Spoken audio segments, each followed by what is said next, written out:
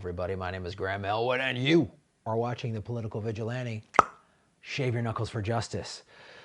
This article was submitted by Patreon member Nicholas M. Thompson. Nicholas, thank you so much for supporting the show. You too can do what Nicholas does and go to patreon.com/Graham Elwood and support the show. I can't do this show without your support. It's that simple.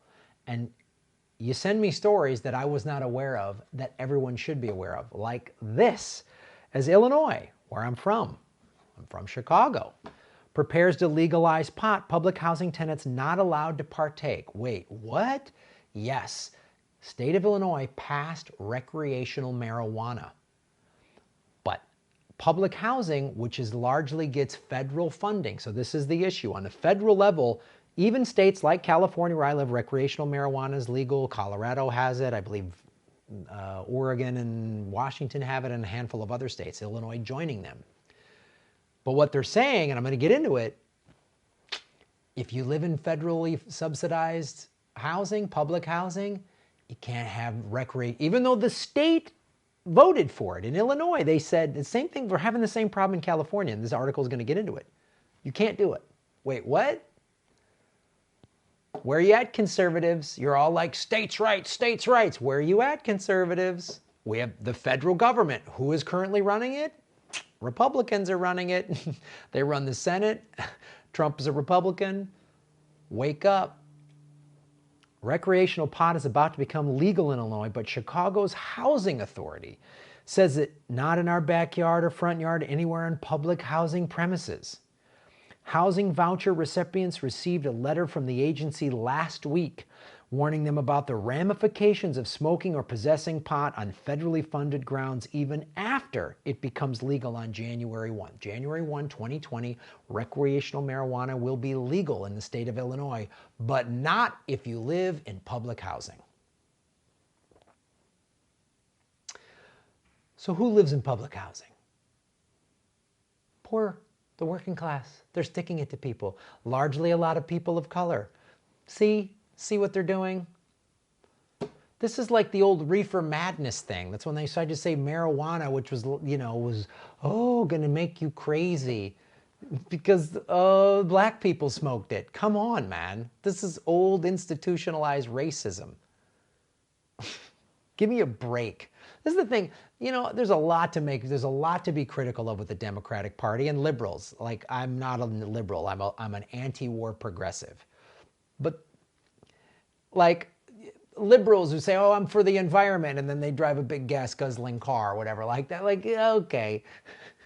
And conservatives call them on that, and rightfully so. But this is where conservatives are full of shit. You all scream states' rights, get rid of big government. Well, big federal government that is currently run by a Republican president is saying, no, your state law, even though the citizens of the state of Illinois said recreational marijuana is legal, we're going to say, no, you can't have it on federal land. It's bullshit. It's complete. And Obama did this too, by the way. He didn't back states that voted for medical marijuana or recreational marijuana. He did the same thing.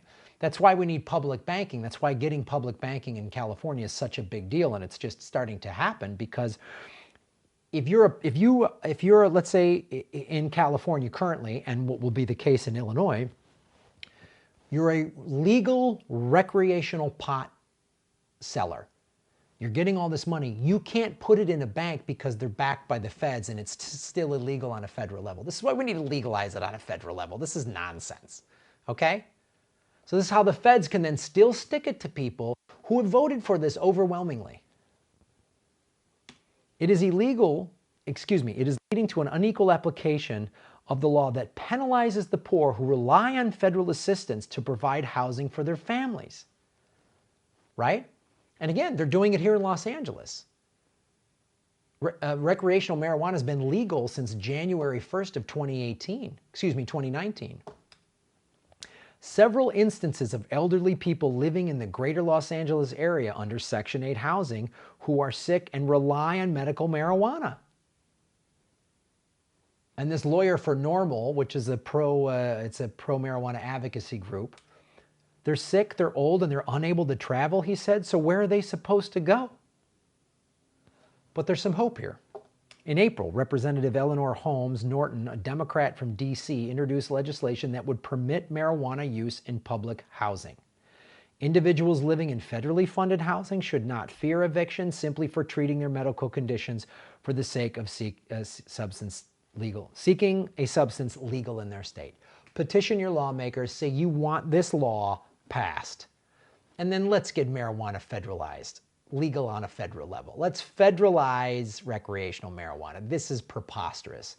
One of the things I like about Tulsi Gabbard, she's talked about that.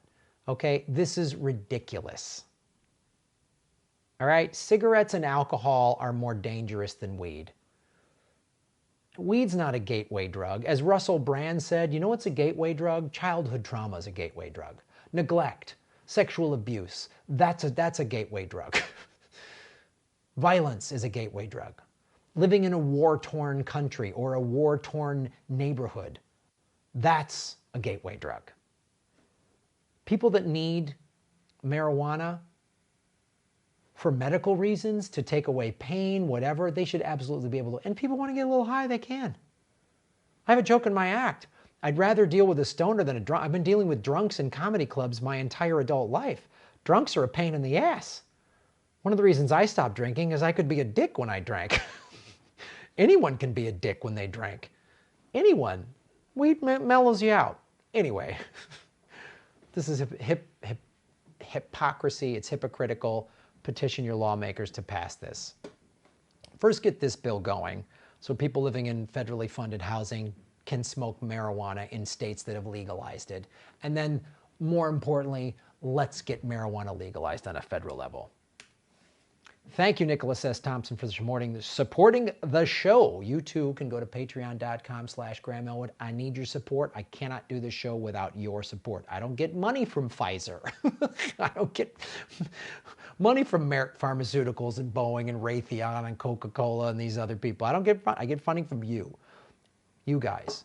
When you watch the show, if you're tight on money, I get it. Let the ads play all the way through on YouTube. When you click skip ad, I don't get paid. Share the videos. Make sure you're subscribed. Okay, we just crossed 57,000 subscribers. Let's get up to 60,000. Let's get to 100,000 by next year. Let's spread the word. And also go to rockfin.com/Graham Elwood and patreon.com/Graham Elwood. And then visit us on the road. Ventura, California, we're there December 13th, December 14th. We are in Hollywood, California, and a bunch of cities in 2020. Tucson, Seattle, Portland, Orlando, Miami, all those tour dates are out there. We're adding Milwaukee, we're adding Chicago. So put it all out there on your calendar. Go to GrahamElwood.com. Thanks for supporting the show.